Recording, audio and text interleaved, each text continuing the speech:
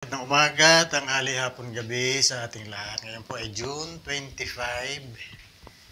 2024. So yun po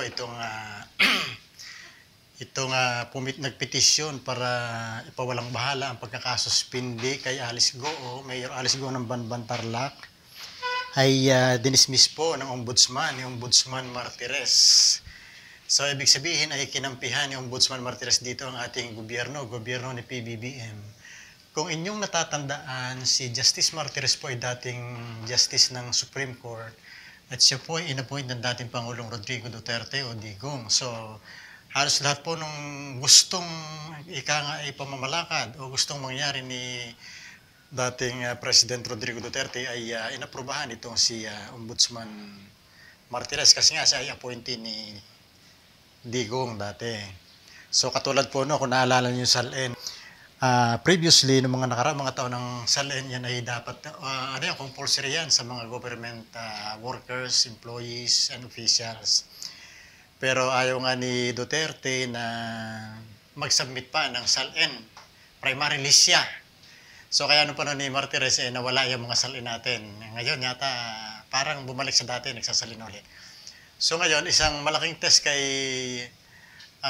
Ombudsman Martires nga itong pagkaka-file sa pagkaka-dismiss ni Goo, yung kanya mga nasa likod niya, mga supporter, mga abogado, ay gusto ipawalang bisa yung desisyon na kung di ako nagkakamali ay DILG yung nagsuspend sa kanya at pinabura ng gobyerno, pinabura ni Justice Martires si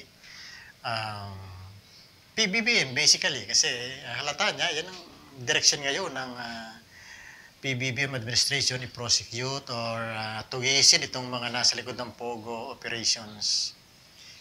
At kung atin din babalikan ay siyempre, ang primary author niya ng pasimuno ng paglaganap ng POGO sa Pilipinas ay walang iba kundi si Duterte kasi siya nag-approve niyan. At sinasabi niya hindi yan masama, maganda sa bansa para sa generation of revenues, etc. etc. So makikita natin dito na nakikisama na si Ombudsman Martires sa pamunuan ni PBBM. Nakikisama na siya at hindi na niya kinakampihan si Digong Duterte.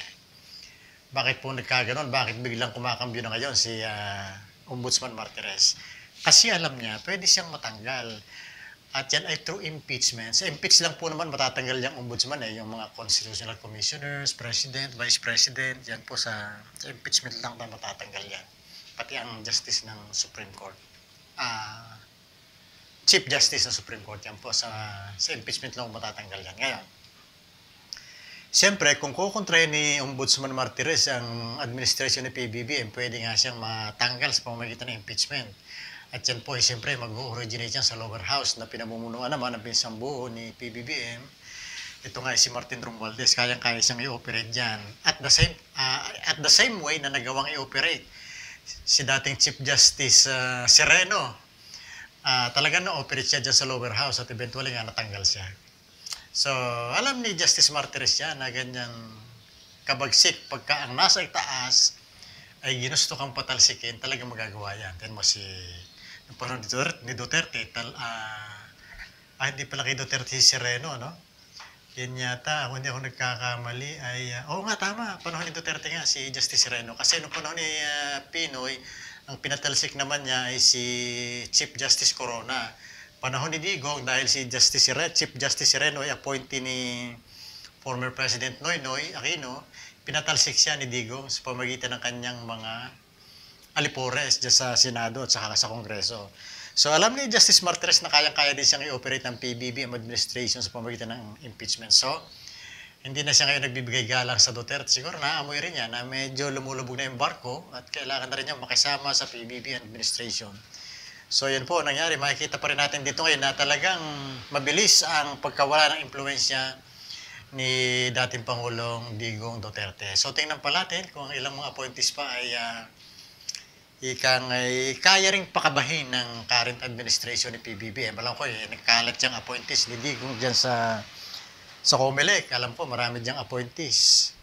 Sa DOJ mismo, alam ko marami din. So, tingnan natin kung ngay mapapatupi rin. At mahahawakan sa ilong, ngay masisindak sa pamunuan ni PBBM itong ilang mga appointees pa. Bukod dito kay Justice Martires. So maganda naman nangyari, hindi kinampihan si Guo kahit ito'y alam nating may backing ni Duterte kasi kita natin yung picture niya, nagpunta pa siya doon sa Davao. Nabisto nga yan doon sa isang live streaming ni Senator Bongo, nakita yung picture doon, saka yung isang picture ni Bongo, ni Alice Guo, same design. So talaga nagpunta si Alice Guo sa bahay ni dating Pangulong Digong.